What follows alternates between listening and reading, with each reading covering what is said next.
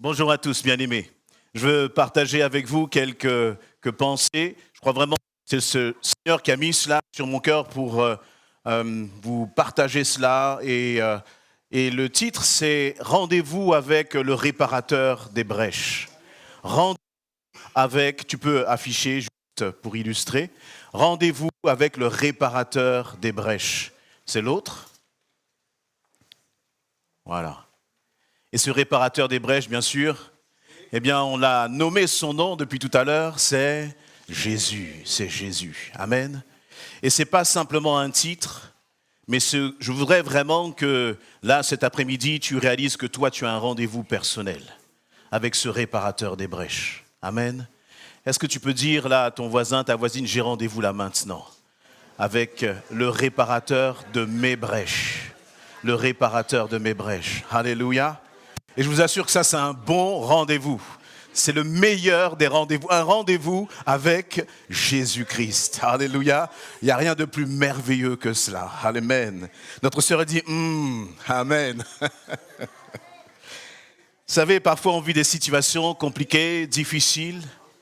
On vit des circonstances et tout à l'heure, notre frère disait, la question c'est pourquoi ?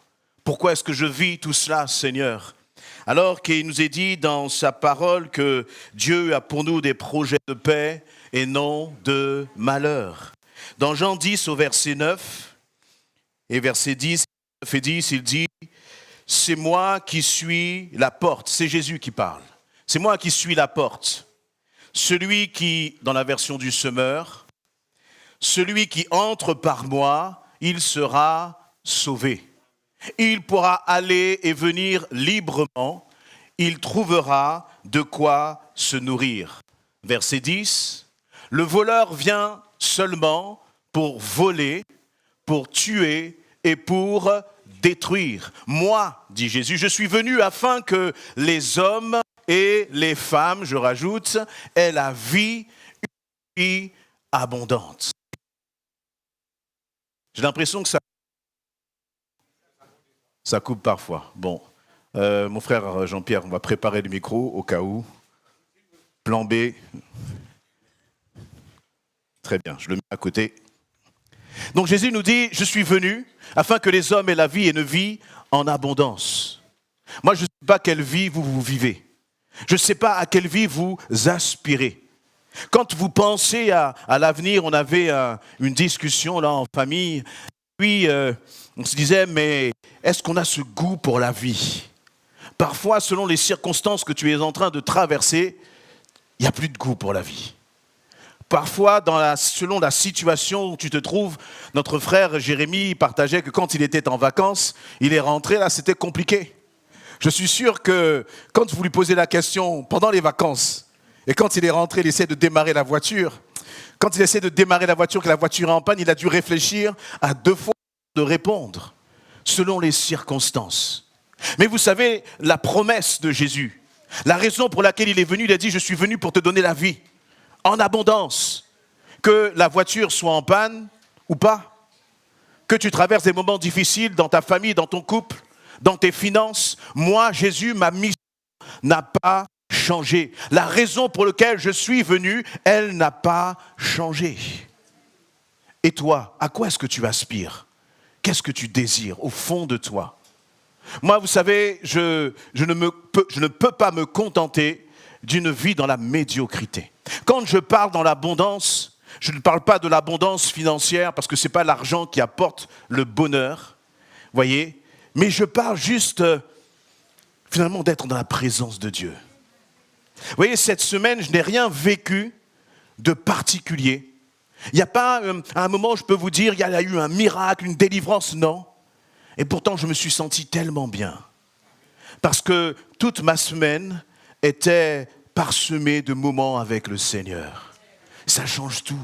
Finalement, simplement de réaliser qu'on est au bon endroit, avec la bonne personne. Et je vous assure que lorsque vous êtes dans la présence de Jésus-Christ, eh bien, vous apprenez à apprécier tout ce qui est autour de vous. Rien que le souffle de vie. Rien que, moi j'appréciais mon épouse. D'avoir une discussion avec mes enfants à la maison. Rien que tout ça, vous savez, toutes ces petites, finalement, ces petits bonheurs du quotidien qui sont une grâce du Seigneur. Une grâce du Seigneur. Et la vie en abondance, c'est aussi ça que le Seigneur, nous a promis. Mais vous avez vu que dans ce verset 10, il y a deux choses, deux personnes finalement qui sont mentionnées là. Il y a Jésus qui est venu donner la vie en abondance, puis il y a le voleur. Le voleur qui est là pour voler, tuer et détruire. Mais laissez-moi vous dire que si vous êtes enfant de Dieu, si tu as donné ta vie à Jésus-Christ, ce voleur n'a aucune autorité sur la vie en abondance que le Seigneur a en réserve pour toi. Amen. Et vous savez, je crois vraiment que le Seigneur ne veut pas que tu te contentes de ce que tu as aujourd'hui. L'abondance, pour moi, surtout si elle vient du Seigneur, elle n'a pas de fin. Elle n'a pas de limite. Vous voyez, c'est quelque chose, continuer de grandir en moi. Et moi, j'ai cette soif de dire, Seigneur, je veux plus. Parce que je sais que pour moi, tu as plus encore. Et vous savez, ça, c'est une parole d'espérance. C'est le contraire des personnes qui se disent, mais demain, ça va être tellement compliqué, ça va être tellement difficile, je ne vais pas m'en sortir, comment est-ce que je vais me débrouiller? Et puis, il y a plein de pourquoi. Moi, les pourquoi, je les laisse à l'ennemi. Mais je m'attache à ce que Jésus m'a dit. Jésus, tu m'as dit que tu es venu me donner la vie en abondance. Quand Jésus dit qu'il est venu te donner la vie en abondance, est-ce qu'il y a quelqu'un qui peut s'opposer à ce que Jésus va faire? Est-ce qu'il y a quelqu'un qui peut s'opposer au plan de Jésus-Christ sur ta vie? Amen. Est-ce que tu veux saisir ce plan-là pour toi et dire cette vie-là, Seigneur, c'est pour moi dans le nom de Jésus-Christ? Vendredi, nous étions dans notre temps de prière et on a partagé sur ce verset que le royaume des cieux, ce sont les violents qui s'en emparent. Et parfois, il y a besoin de manifester cette violence pour les choses du royaume de Dieu. Il y a besoin de sortir d'une mentalité de victime où tu es là constamment à subir, à te poser des pourquoi. Et à un moment, il faut se lever et dire, Seigneur, voici ce que toi tu as dit. Et c'est ce que toi tu as dit pour moi qui va se manifester dans ma vie. Je le déclare dans le nom de Jésus-Christ. Dans le nom de Jésus-Christ. Amen. Toujours dans cette dimension de prospérité spirituelle. Jean va écrire à Gaius, son ami, et dans 3 Jean chapitre 1 verset 2, 3 Jean chapitre 1 verset 2, il va lui dire, cher ami, je souhaite que tu prospères à tous égards et que tu sois aussi en bonne santé physique que tu l'es spirituellement. Il dit prospérer. Pas de se contenter de ce que tu as là maintenant, mais de continuer de grandir encore dans cela. Et Jean, c'est ce qu'il souhaite à Gaius. Et je crois que lorsque Jean est en train de parler, inspiré par le Saint-Esprit, eh bien c'est le Saint-Esprit qui parle à travers lui. Et comme le Saint-Esprit te dit, je te souhaite de prospérer à tous égards. Je souhaite que tu grandisses encore. Je souhaite que tu avances encore. Je souhaite que tu rentres encore dans cette vie d'abondance que moi, le Seigneur, j'ai en réserve pour toi. Amen. J'ai en réserve pour toi. Et ce que je vois, ce que je constate, et c'est ce qui m'a amené dans toute cette réflexion, c'est que trop souvent, en tant qu'enfant de Dieu, on se contente, entre guillemets, parce que c'est un miracle extraordinaire, mais on s'arrête au salut. J'ai été sauvé, gloire à Dieu, mais ensuite, beaucoup trop vivent une vie de misère, une vie de souffrance, une vie de tristesse, une vie finalement où j'ai donné ma vie à Christ, j'ai vécu quelque chose d'extraordinaire, je reçois le salut par la foi et pourtant je traîne des dépressions toute ma vie de chrétien. Je traîne des tristesses, des rancœurs, une mentalité de découragement, toute ma vie d'enfant de Dieu. Est-ce que vous pensez réellement que c'est ce que le Seigneur a en réserve pour toi, mon frère, ma sœur? Moi, je ne le crois pas. Il n'a pas simplement dit, je suis venu pour te sauver, entre guillemets, simplement. C'est-à-dire qu'il est venu pour nous sauver, bien sûr. Et ça, c'est le plus beau des cadeaux, parce que ça, c'est pour l'éternité. Mais je crois que mon éternité, elle commence déjà ici-bas, à travers la qualité de vie que le Seigneur veut me donner. Alléluia. Le Seigneur ne m'attend pas simplement là-haut dans le ciel. Il est déjà ici avec moi. Même dans la vallée de l'ombre de la mort, il est avec moi. Et s'il est avec moi dans la vallée de l'ombre de la mort, ce n'est pas pour se lamenter à mes côtés, mais c'est pour m'encourager, c'est pour me rassurer, c'est pour me dire même dans la vallée de l'ombre de la mort, j'agis, je te libère, je te délivre. Je manifeste ma gloire et ma puissance dans ta vie, mon enfant. Alors tiens bon, tiens bon. Amen. Et comme je le disais tout à l'heure, j'entends beaucoup trop de chrétiens qui souffrent des situations du passé même. Je crois qu'il y a un moment, il faut dire stop. Il y a un moment, il faut être se positionner et dire Seigneur, je crois que ces choses que j'ai héritées du passé, toi tu m'en as libéré. Je ne veux pas continuer avec cela. Quand on était là dans la voiture, je pensais, vous savez, les enfants, ils ont des sortes de doudous, ils sucent leur pouce, et puis ils ont une sorte de doudou qui caresse. Ben parfois, nous, en tant qu'enfants de Dieu, nous faisons de notre souffrance notre doudou. On a peur de le lâcher. On ne veut pas parce qu'on en a fait comme une habitude. Ça fait partie de ma vie. Ça ne fait pas partie de ta vie nouvelle en Jésus-Christ. Moi, je le refuse dans le nom de Jésus. Amen. Je le refuse. Notre Jésus-Christ, on a pris la Sainte Seine. Notre frère, notre ancien Jean-Pierre a insisté sur le pain et le vin. Le prix a été payé totalement pour que de tout ça, tu sois libéré et délivré. Alors est-ce qu'on va continuer encore à marcher avec des chaînes de souffrance? Je refuse cela dans le nom de Jésus-Christ. Amen.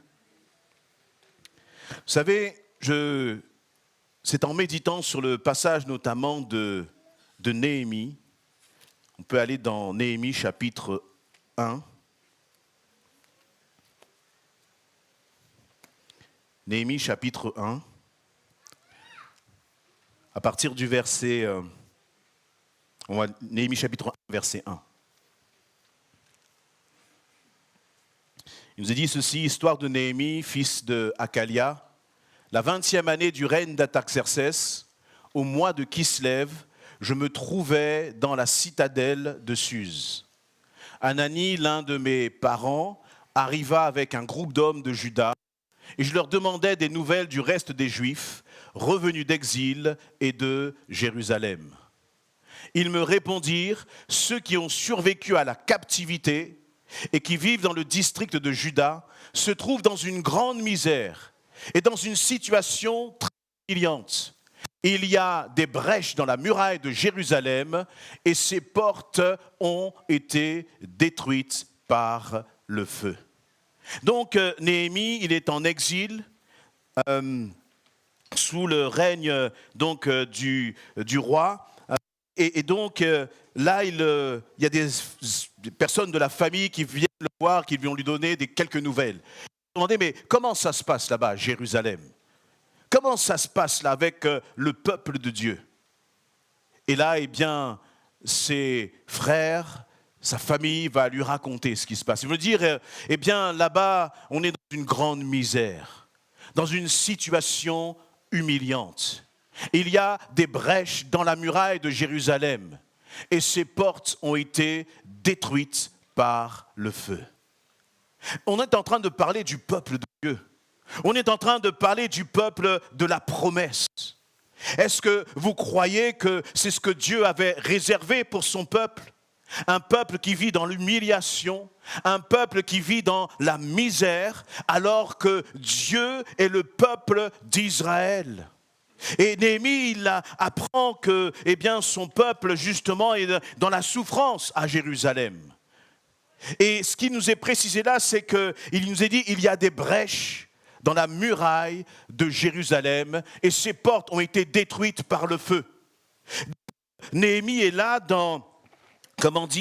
à Babylone. Et puis de l'autre côté, imaginez tout le peuple juif qui est en train de vivre dans cette misère, dans cette humiliation. Et qui finalement, d'une certaine façon, s'est habitué à vivre dans cette misère et dans cette humiliation. Et lui, il a eu un sursaut. Si vous lisez la suite, il va commencer à prier, il va commencer à jeûner, il va chercher la face de Dieu. Et il va y avoir tout un projet de reconstruction des murailles de Jérusalem. Parce que Néhémie a réagi. C'est comme si Néhémie avait dit, ce n'est pas possible. Cette situation ne rend pas gloire à mon Dieu. Mais avant, ce qui m'a interpellé, c'est cette question des brèches, cette question des ruines. Est-ce que tu peux mettre l'autre image, ma sœur? En fait, tout n'a pas commencé par ces brèches, tout n'a pas commencé par ces ruines des murailles de Jérusalem. Ça avait déjà commencé il y a plus de 140, 150 ans avant. Le peuple d'Israël s'était rebellé contre Dieu. Ils étaient comme dans une forme d'idolâtrie. Tout à l'heure, on a eu une parole de connaissance qui a dit « Fais attention ». Tu es comme le chien qui retourne à son vomi. Je remets un point là-dessus. Tu es comme le chien qui retourne à son vomi. Le Seigneur te dit d'arrêter cela. Tourne-toi vers le Seigneur. Reviens à Jésus-Christ. Et vous voyez là dans cette première image, eh bien, que le peuple avait désobéi, eh bien, le temple de Jérusalem qui avait été construit par Salomon avait été détruit justement par le roi Nabuchodonosor. Et ce qui s'est passé, c'est que le peuple d'Israël, suite à la destruction de Jérusalem, la destruction du temple, le peuple a été exilé à Babylone. Et puis là, à un moment, eh bien, Dieu va utiliser le roi Cyrus pour reconstruire le temple de Jérusalem. C'était la deuxième reconstruction de ce temple. Et là, eh bien, le peuple d'Israël a commencé à s'investir à nouveau dans le temple et dans le service du temple. Et puis on arrive là maintenant au temps de Néhémie. Et vous savez ce qui se passe entre la phase 3 et la phase 4, c'est que le peuple d'Israël avait reconstruit le temple. Et puis il y avait eu plusieurs épreuves. Et à un moment même, ils s'étaient arrêtés en cours de chemin. Mais le problème, c'est qu'ils avaient reconstruit le temple, mais n'avaient pas reconstruit les murailles qui étaient autour de Jérusalem. Et dans ces murailles, il y avait même des brèches. Vous savez, c'est comme, lorsque tu donnes ta vie à Christ, tu as l'impression que tu es arrivé. Or, donner sa vie à Christ, ce n'est que le commencement d'un processus de délivrance, d'un processus de guérison, d'un processus de restauration. Et je crois qu'il y a beaucoup trop d'entre nous qui nous arrêtons là comme le temple est reconstruit. Et vous savez que l'image du temple, c'est l'image de ton corps. Ton corps est le temple du Saint-Esprit. Mais fais attention, parce que si tu te contentes de reconstruire le temple et que tu n'as pas des murailles autour de ton temple, l'ennemi, il va venir et il va tout saccager. Il va saccager ta vie. Et là, il s'est passé presque plus de 70 ans entre le moment où le temple a été reconstruit. Finalement, il a été détruit par la suite. Et Dieu a touché le cœur de Néhémie pour que les murailles soient construites autour du temple. Ma sœur, combien de temps, toi, tu vas attendre pour laisser Dieu commencer vraiment à te guérir, à te libérer, à te délivrer? Parce que si tu ne demandes pas au Seigneur de venir réparer tes brèches, tu vas vivre une vie chrétienne presque d'esclave. Ça paraît bizarre de dire cela, mais Israël était le peuple de Dieu. Mais parce qu'ils n'avaient pas fait attention, parce qu'ils avaient laissé des brèches justement dans cette muraille, le temple a été de nouveau saccagé. Et vous savez, d'avoir des chrétiens qui gagnent en maturité, on a des chrétiens qui, un jour c'est haut, un jour c'est bas, 3 fois on ne te voit pas à l'église, un mois on te voit et ensuite on ne te voit plus. Est-ce que c'est ça la vie en abondance? Ou c'est une vie de maturité, où on a des hommes et des femmes qui sont solidement enracinés en Jésus-Christ? Vous savez, le diable n'est pas le problème. Le problème, ce sont tes fondations. Le problème, ce sont nos murailles, bien-aimés. Et je crois que c'est important de prendre justement le temps de réfléchir, de demander, mais où est-ce que j'en suis là, dans la profondeur de ma vie avec Christ? Dans Agée, justement, le livre d'Agée, à partir du chapitre 1, verset 5, le Seigneur va dire ceci. Maintenant, voici ce que déclare le Seigneur des armées célestes. Considérez donc bien ce qui vous arrive. Vous semez largement, mais vous récoltez peu. Vous mangez sans être rassasiés et vous buvez sans étancher votre soif. Vous vous couvrez d'habits sans être réchauffés et le salaire que gagne l'ouvrier va dans une bourse trouée. Voici ce que déclare le Seigneur des armées célestes. Réfléchissez. J'insiste, réfléchissez donc bien à ce qui vous arrive. Allez à la montagne, rapportez-en du bois, bâtissez le temple. J'y trouverai plaisir, j'en serai glorifié, déclare l'Éternel. Vous comptiez sur beaucoup et vous avez obtenu peu. Vous aviez engrangé ce que vous aviez récolté et j'ai soufflé dessus. Pourquoi donc l'ai-je fait, demande l'Éternel, le Seigneur des armées célestes? Parce que mon temple est en ruine, tandis que chacun de vous s'affaire pour sa propre maison. Voilà pourquoi le ciel a retenu la pluie. Voilà pourquoi la terre a refusé ses produits. C'est à cause de vous. Le Seigneur va dire à son peuple, le temple est détruit. Réfléchissez. Et vous savez, on a tendance à courir vraiment à droite et à gauche et ne pas prendre le temps de réfléchir. Et c'est bon parfois de réfléchir, mais pourquoi ma vie est sans dessus-dessous, Seigneur? Pourquoi j'ai toujours, par exemple, ce sentiment de tristesse au fond de mon cœur? Qu'est-ce qui se passe, Seigneur? Pourquoi, Seigneur éternel, mon Dieu, j'ai toujours cette mentalité de découragement? Pourquoi, à la première épreuve, je m'écroule comme si tu n'étais pas là? Réfléchissez, dit le Seigneur.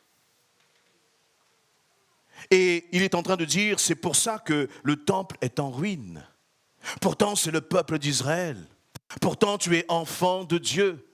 Mais tu n'as pas l'impression que parfois, ta vie, dans la réalité, elle est en ruine. Dans certains domaines, il y a des domaines où ça va. Mais il y a d'autres domaines où tu te dis, Seigneur, qu'est-ce qui se passe? Qu'est-ce qui se passe?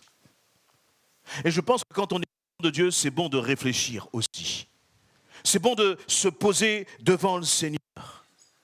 Et de réaliser que même s'il y a des sphères de ta vie qui sont en ruine, même s'il y a des sphères de ta vie où tu as l'impression de ne pas avancer, où tu as l'impression d'être complètement bloqué, le Seigneur va dire, il va continuer de dire dans Agé 2:9 que, eh bien, la gloire de la première maison, de la seconde, surpassera la gloire de la première.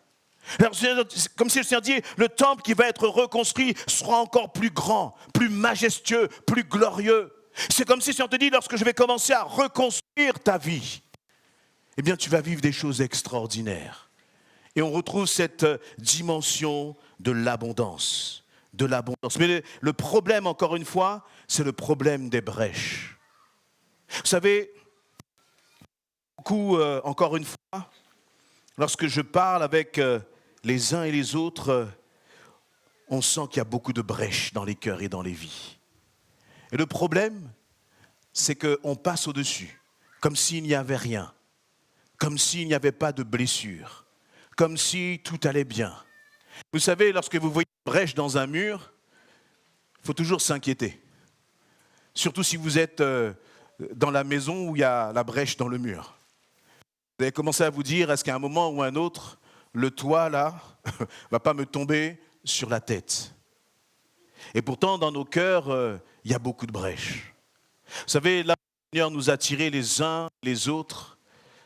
Eh bien, on peut tous faire une liste. Et parfois, c'est même des micro-blessures, des micro-brèches, pardon. Ça peut être une parole, une attitude.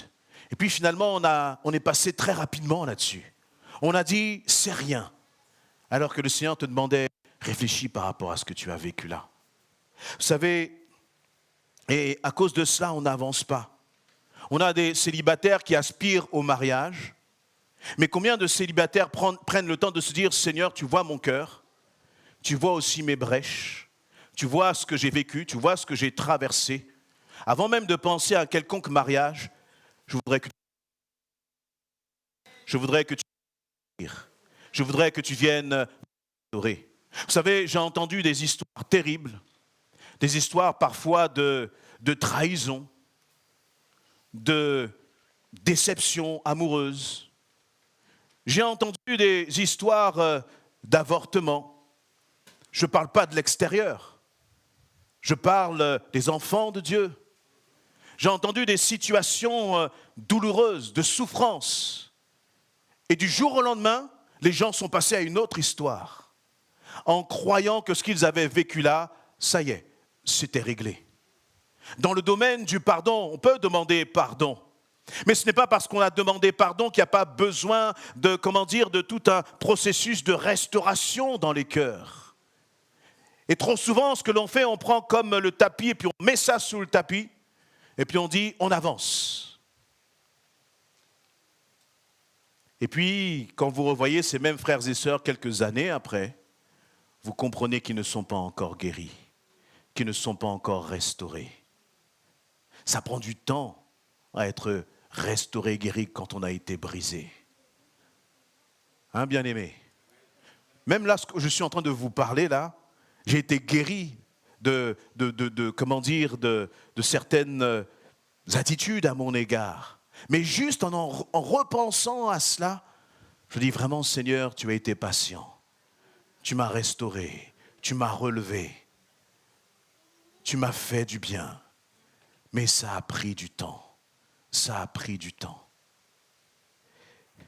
Et je crois que c'est vraiment important de réaliser cela. Je pensais à la parabole du semeur. Vous savez, dans cette parabole où Jésus prend l'image de ce semeur qui va semer la semence qui va tomber au bord du chemin sur la route. Ça ne va pas du tout pousser parce que c'est une route qui est caillouteuse. Puis après, ça va tomber dans les ronces et ça va tomber dans un sol mais qui est peu profond. Puis il y a un dernier terrain qui sera le bon terrain, où là, eh bien, les semences vont se lever, porter du fruit. Et je pensais à ce terrain qui est plein de semences, plein de ronces. Il nous est dit dans Luc 8, 14, je le lis, la semence tombée au milieu des ronces.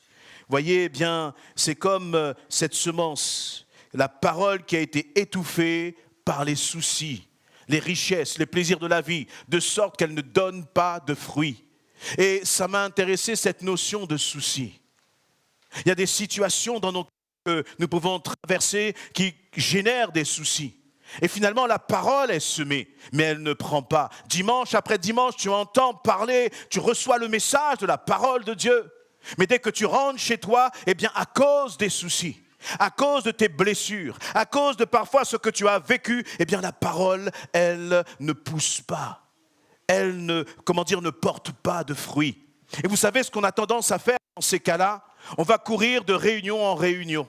On va courir de concert de louange en concert de louange. On va essayer de voir quel grand prédicateur aujourd'hui est présent.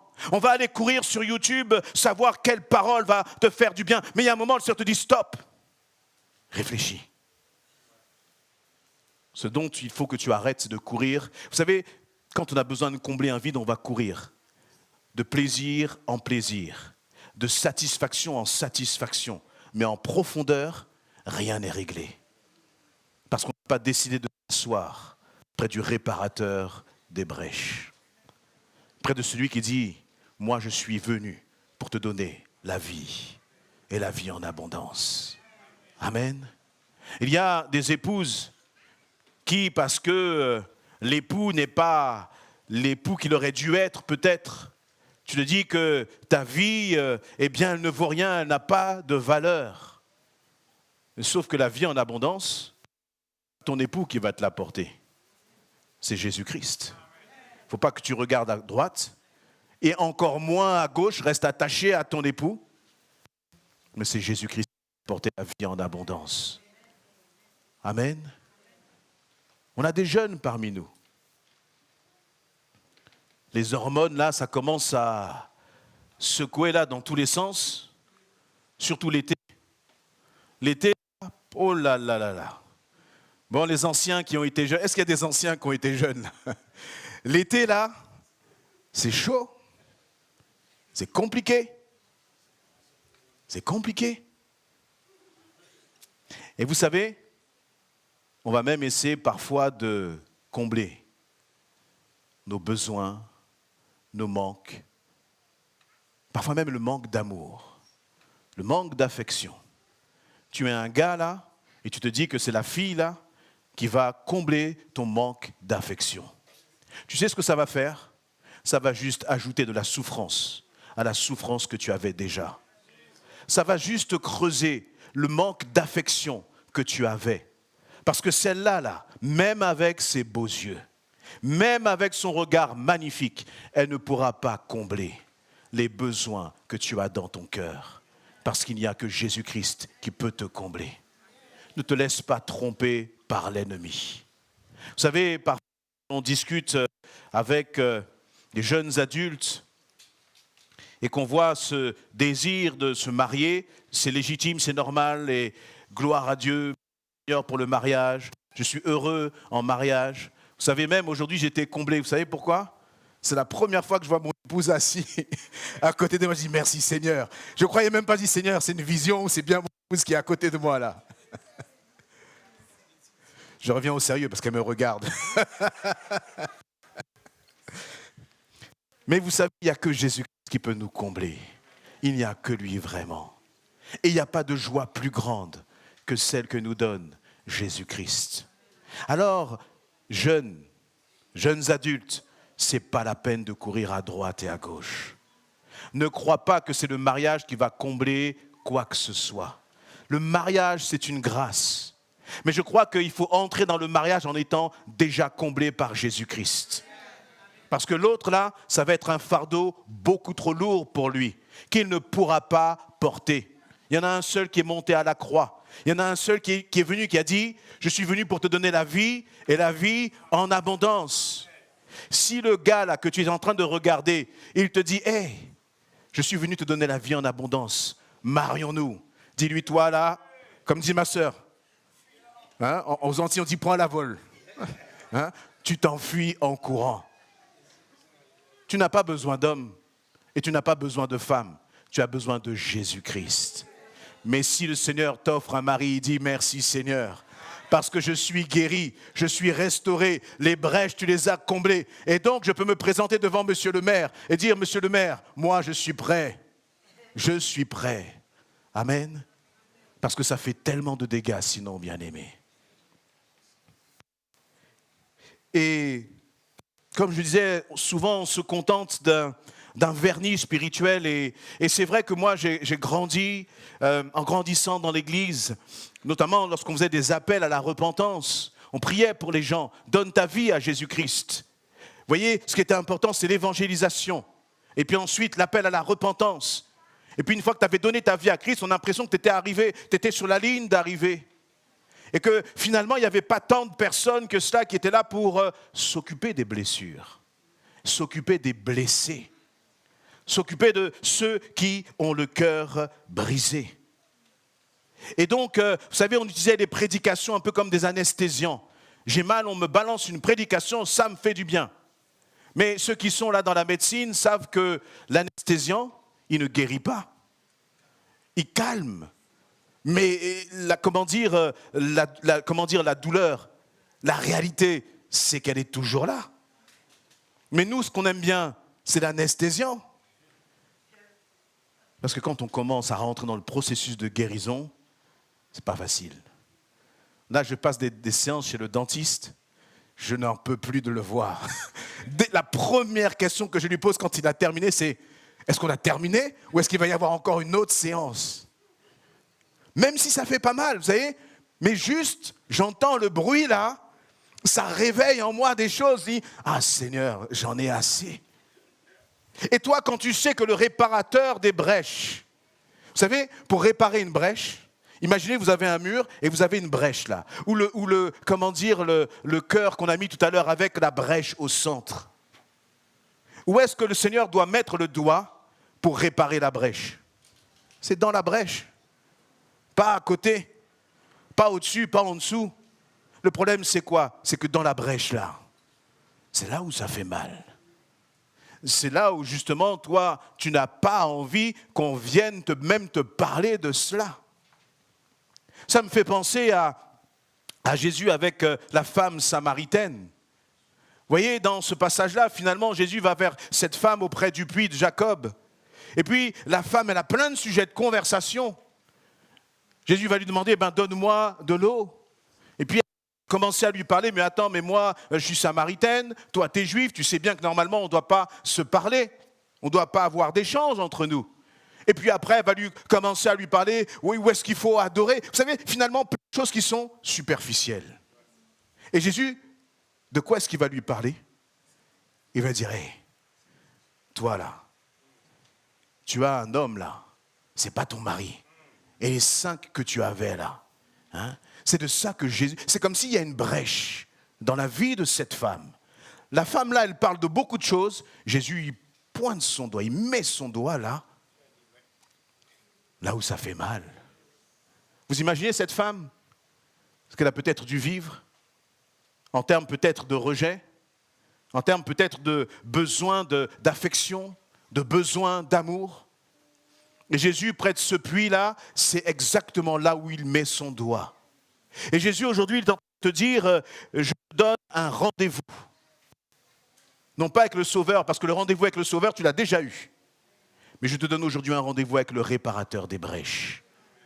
Mais attention, je ne vais pas forcer, parce que je te respecte, parce que je t'aime. Est-ce que tu me permets, moi, Jésus-Christ, de commencer à mettre ma main? Et vous savez, j'aime bien penser à la main de Jésus. Parce qu'à chaque fois que je pense à la main de Jésus, je vois une main qui est percée. Une main qui a porté toutes mes meurtrissures, toutes mes blessures. Et quand Jésus commence à poser sa main sur ta brèche, et il te dit, je te soigne. Il te dit, je prends soin de toi. Et justement, en pensant à toute cette histoire-là de réparation des brèches, le Seigneur m'a amené dans Jérémie 30, 17, où le Seigneur il parle à son peuple. Et il va dire ceci à son peuple, je ferai venir ta guérison, je soignerai tes plaies. L'Éternel le déclare, toi qu'on appelle rejeté. Sion dont nul ne se soucie, je répète, car je ferai venir ta guérison, je soignerai tes plaies. L'Éternel le déclare, qu'on appelle rejeté, Sion dont nul ne se soucie. Tu as un Jésus qui est en train de te regarder. Et ce Jésus te dit, je ferai venir ta guérison. Mais vous savez ce qui m'a interpellé, c'est qu'il ne s'arrête pas là. Il dit, je ferai venir ta guérison, je soignerai tes plaies. Et le Saint-Esprit me disait, mais il y a une différence entre guérir et soigner. Vous voyez, finalement, le soin, prendre soin, c'est ce qui va amener à la guérison. Nous parlons tellement souvent de guérison, nous oublions la dimension du soin. Le soin, c'est Jésus qui prend soin de toi. Parfois, la délivrance, elle arrive en un instant. Mais parfois, la guérison nécessite que tu passes par le soin et que tu acceptes de te laisser soigner par Jésus-Christ. Amen. Vous savez, le soin, parfois, dès qu'on sent qu'un peu les choses vont mieux, vous avez une maladie, une douleur, on vous prescrit des antibiotiques. Au bout de 2 jours, là, si vous n'avez plus de douleur, vous n'avez plus mal à la tête, vous n'avez plus mal au ventre, moi, ce que je fais, j'arrête le traitement. J'arrête le traitement, j'ai plus rien. Vous savez, et le soin, c'est finalement l'une des choses les plus difficiles. Parce que le médecin ou l'infirmière ou le soignant va venir et puis jour après jour, il va toucher cette plaie. Jour après jour, il va nettoyer. Jour après jour, il va, enlever là peut-être ce qui peut entraîner des dégâts. Nous, on veut la guérison. Mais très souvent, on n'accepte pas passer par cette phase de soin. On fuit même parfois. Vous savez, parfois, on discute avec des frères ou des sœurs, et selon ce que vous leur dites, il y a une réaction. Vous dites, mais pourquoi elle s'est fâchée? Ou pourquoi tout de suite elle s'est mise sur la défensive? Parce que ce frère ou cette sœur a des blessures. Et on n'accepte pas de se laisser soigner. Et ça m'a fait penser à ce passage du bon samaritain dans Luc 10. Luc chapitre 10.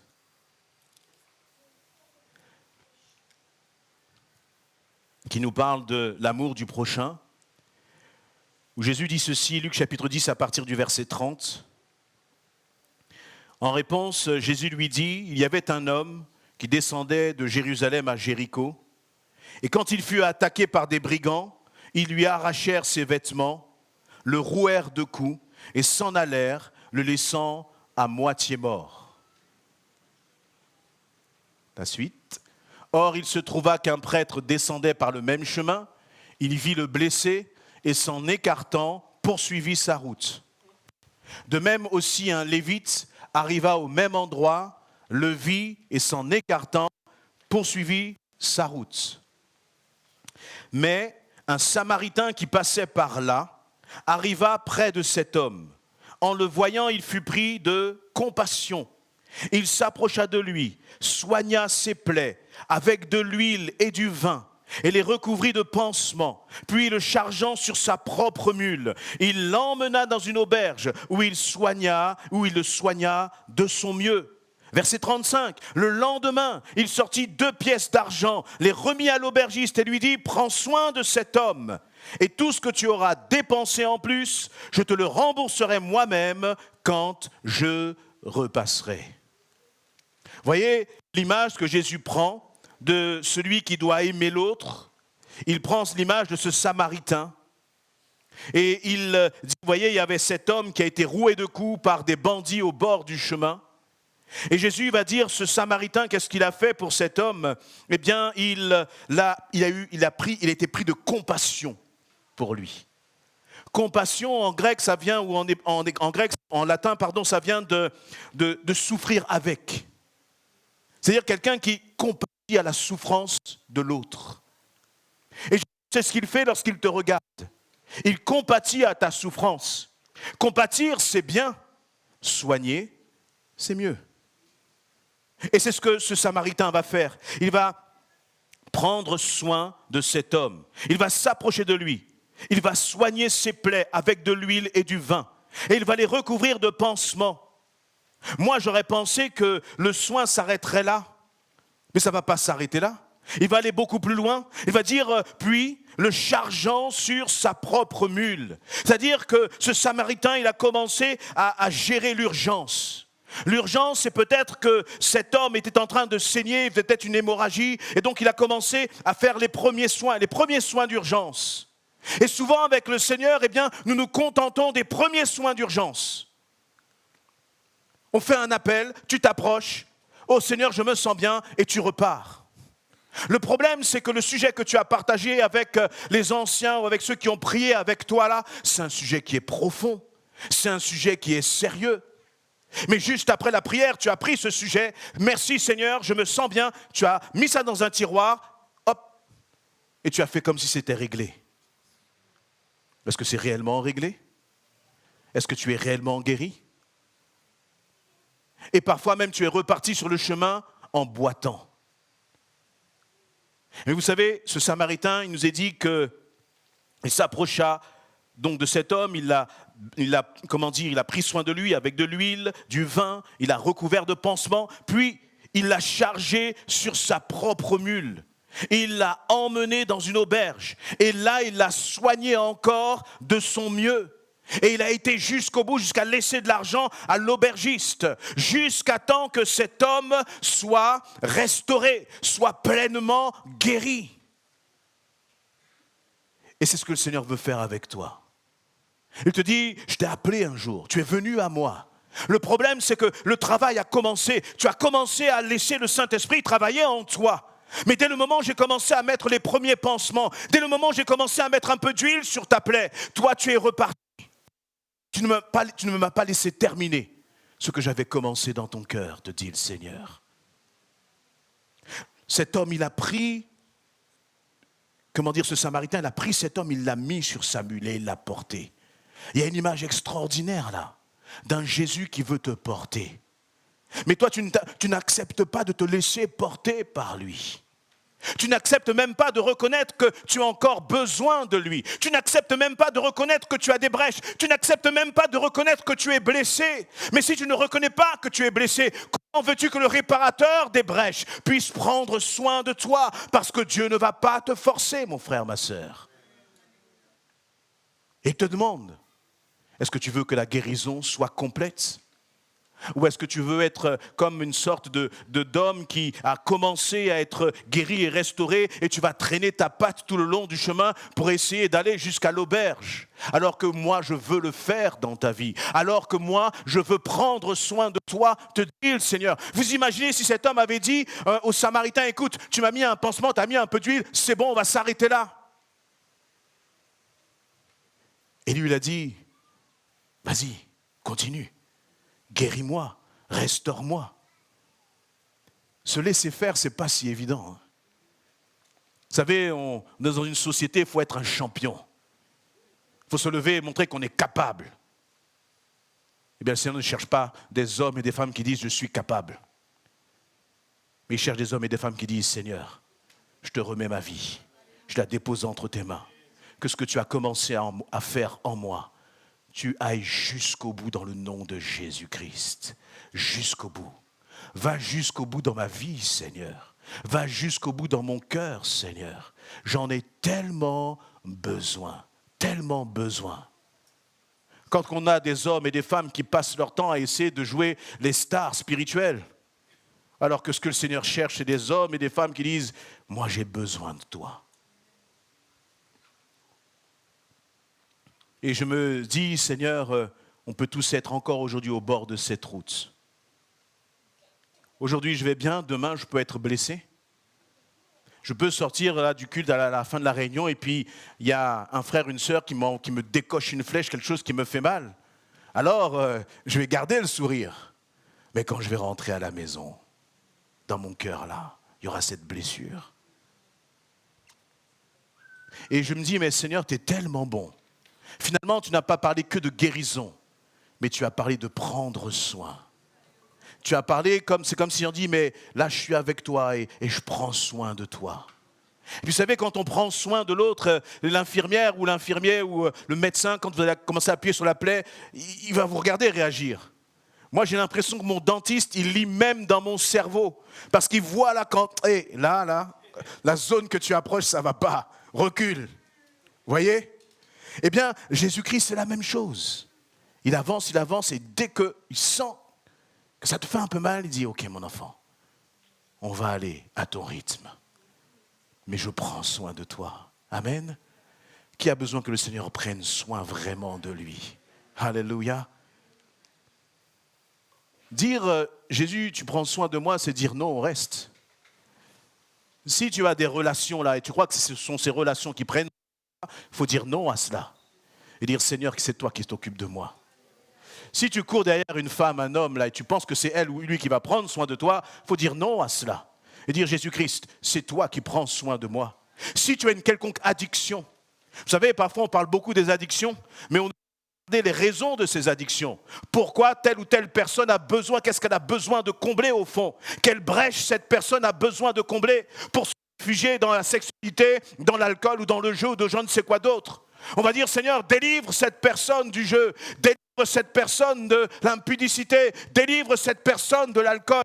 Une fois qu'elle est délivrée, la maison reste vide, la brèche reste là. Et Jésus il est venu, non pas simplement pour te délivrer du péché, mais aussi pour réparer toutes les conséquences de ce péché. On vient à Jésus-Christ, nous sommes libérés de la puissance du péché, mais les conséquences et toutes les blessures. Toutes tes façons de réagir qui montrent que, eh bien, tu es encore, finalement, tes réactions, elles ne sont pas, parfois on a des réactions qui sont irrationnelles, parce qu'elles sont guidées justement par nos blessures. Par nos blessures. Et le Seigneur est aussi venu s'occuper de cela. Et je voudrais avancer en vous disant que dans cette parabole du Samaritain, bien, on ne sait pas combien de temps ça a duré finalement. Je ne sais pas combien de temps entre le moment où cet homme a été ramassé au bord de la route pour arriver jusqu'à l'auberge. Mais vous imaginez, c'était un temps de cœur à cœur. C'était un temps où finalement, eh bien, ils étaient là tous les deux ensemble. Et ce qui répare, c'est la présence de Dieu. C'est de privilégier la présence de Dieu. Et vous savez, des brèches, il faut que tu colmates les brèches qui te coupent de la présence de Dieu. Moi, j'entends bon,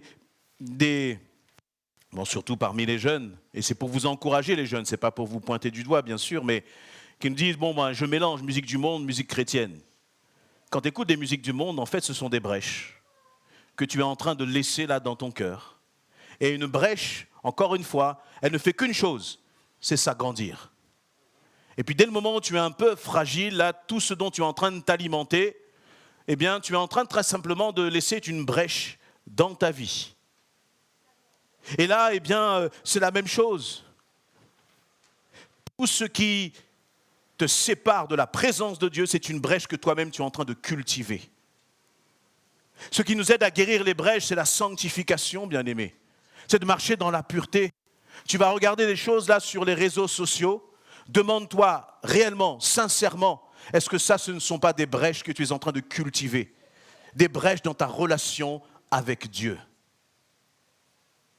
Dans ce que tu es en train d'écouter. Dans parfois nos négligences vis-à-vis de notre Dieu. Est-ce qu'on n'est pas en train de cultiver là aussi des brèches?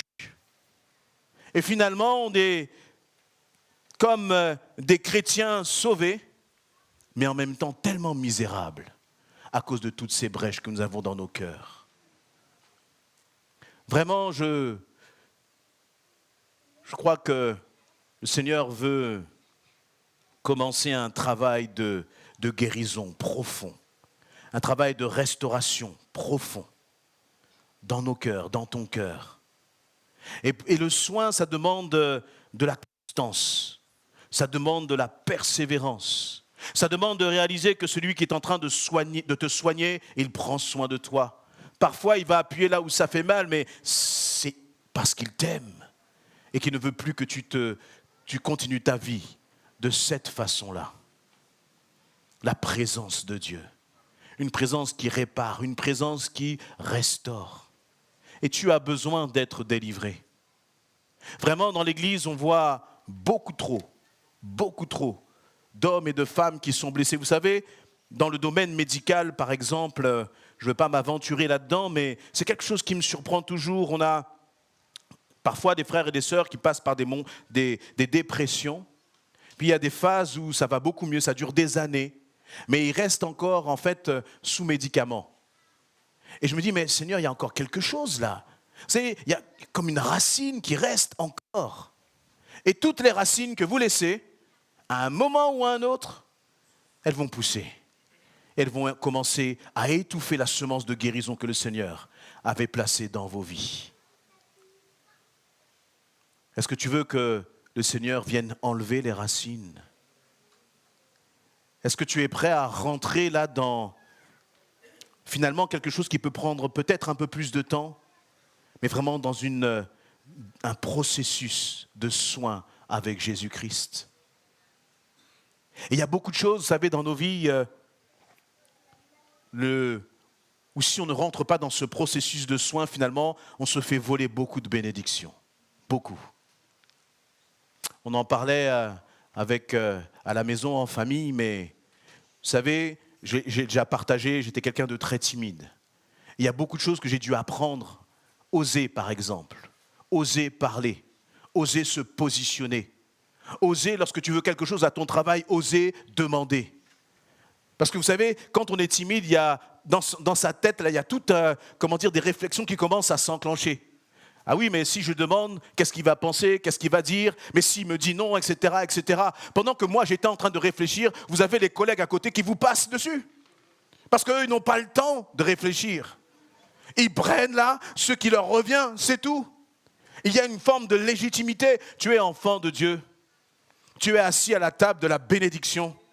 Mais même si le Seigneur a installé la table de la bénédiction, toi, tu t'assieds là. Tu ne prends pas ta fourchette pour aller piquer dans la viande, mon frère, ma sœur. Tu vas rester là, tu vas mourir de faim à la table de la bénédiction. Et à travers ça, j'ai appris, je dis, Seigneur, je vais me positionner. Je vais ouvrir ma bouche. Je vais parler. Je ne veux pas, Seigneur, rester encore dans mon attitude du passé. Je ne veux pas rester dans ma mentalité du passé.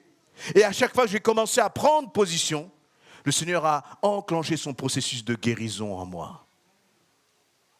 Maintenant, je considère que tout est pour moi. Tout est à moi. Parce que je suis enfant de Dieu. Parce que je ne suis pas un mendiant. Mais parce que Jésus est venu pour me donner la vie. Et la vie en abondance. Qu'est-ce que tu vis aujourd'hui? Et vous savez, c'est sur des petites choses. Même les petites brèches là, au fond de ton cœur. Où tu sais que là, il y a besoin d'une intervention du Seigneur. Est-ce que tu es prêt à dire, Seigneur, je veux que tu interviennes dans ce domaine de ma vie. Je veux, Seigneur éternel, mon Dieu, que tu touches mon cœur. Je veux, Seigneur, que tu me guérisses. Je veux, Seigneur, aussi me prendre le temps de réfléchir là, à tes côtés, avec toi. Je veux prendre le temps de dire, Seigneur, je refuse cela maintenant encore dans ma vie. Mais je veux entrer dans ce processus de guérison. Avec la guérison, il y a le soin. Je veux me laisser soigner par toi. Amen. Je vais demander au groupe de louanges de bien vouloir s'avancer. Et puis on va prier ensemble. Puis si dans ton cœur, tu sais qu'il y a des brèches là, que tu as trop voulu nier. Vous savez, on est très fort pour nier les choses, nier même la réalité. Ça ne va pas à l'intérieur, où tu as une brèche, tu as une blessure, il y a encore quelque chose qui te fait mal. Où il y a une attitude dans ton cœur, là tu dis, j'aimerais tellement me débarrasser de cela. J'aimerais tellement finalement être quelqu'un de différent dans ce domaine-là. Oui, mais Jésus veut faire la différence dans ta vie. Jésus veut te libérer. Je ne dis pas que ça va se passer en un instant, mais je dis, comme cet homme qui était au bord de la route, est-ce que tu veux laisser le Seigneur mettre un peu d'huile sur ta plaie? Est-ce que tu veux le laisser te porter, te mettre sur la mule, t'amener jusqu'à l'auberge pour qu'il prenne soin de toi? Est-ce qu'on peut incliner nos fronts, bien-aimés, et prier ensemble? Et déjà, peut-être, lorsque c'est dit dans AG 2.9, réfléchissez, commence à réfléchir là à cette plaie. Peut-être commence à réfléchir à cette blessure, à cette offense. Peut-être commence à réfléchir à cette chose-là qui te bloque dans ta vie, qui t'empêche d'avancer. Que toi, tu as essayé de mettre un peu comme sous le tapis et de te dire, hey, toi et moi, on ne va pas jouer à cache-cache. Je suis ton père, je t'aime. Et c'est ce que toi tu veux cacher, c'est ça qui m'intéresse. Ce que tu veux cacher là, c'est pour cela que j'ai donné ma vie. Pour t'en libérer, pour t'en délivrer. Parce que tu es mon enfant. Tu es tellement précieux à mes yeux. Alléluia. Commence à répandre ton cœur devant le Seigneur. Commence à parler à ce Jésus qui est ton ami. Seigneur, ce qui m'intéresse là pour le moment, c'est le soin. J'ai besoin de ton soin divin sur ma vie, Seigneur. Parce qu'on m'a écrasé, on m'a piétiné, on m'a offensé, on m'a blessé. Je n'ai pas été compris, Seigneur éternel. Lorsque je m'approche de toi, je sais qu'en toi j'ai quelqu'un qui me comprend. Tu n'as même pas encore ouvert ta bouche qu'il sait déjà, il connaît déjà. La parole nous décrit Jésus comme l'homme de douleur. Lui-même a souffert. La souffrance. Quand tu parles de souffrance avec Jésus, tu lui parles de quelque chose qu'il connaît. Alléluia. Quand tu lui parles d'offense, tu parles à quelqu'un qui connaît, qui sait ce qu'est l'offense. Quand tu parles de trahison, d'incompréhension, tu parles à quelqu'un qui connaît la trahison et l'incompréhension mieux que quiconque. Tu parles à quelqu'un qui te comprend. Pas simplement qui te comprend, mais qui dit, je prends soin de toi. Alléluia. Et je vais te demander, c'est pas moi qui te demande, c'est Jésus qui te demande, qui te dit, là aujourd'hui je fixe avec toi un rendez-vous de soins, un rendez-vous de restauration. Combien de fois, quand tu étais malade, tu t'es battu pour avoir un rendez-vous chez le spécialiste. Et la sœur te dit, lève-toi à ta place. Parce que le spécialiste des âmes a rendez-vous avec toi maintenant. Il a rendez-vous avec toi maintenant. Ne te cache pas, te dit Jésus. Parce que je suis monté à la croix pour tes brèches. Je suis venu pour te donner la vie. Et la vie en abondance, te dit Jésus. Ne passe pas à côté. Je t'aime. Je t'aime tellement, mon enfant. Combien sont passés près de toi au bord de la route et n'ont rien fait pour toi. Mais moi, jamais, jamais, te dit Jésus, je ne passerai au bord de la route sans venir te soigner, sans venir te ramasser et t'emmener dans l'auberge de ma présence, te dit Jésus. Moi qui vous parle, j'ai été guéri par mon Jésus. Et je suis un homme heureux. Je ne parle pas là en théorie, je parle vraiment de ce que j'ai vécu dans sa présence. Il y a des offenses que j'ai subies. Mais si c'était Jésus-Christ qui prenait soin de moi, je ne pourrais pas être là aujourd'hui en train de vous encourager dans ce sens-là. Alléluia.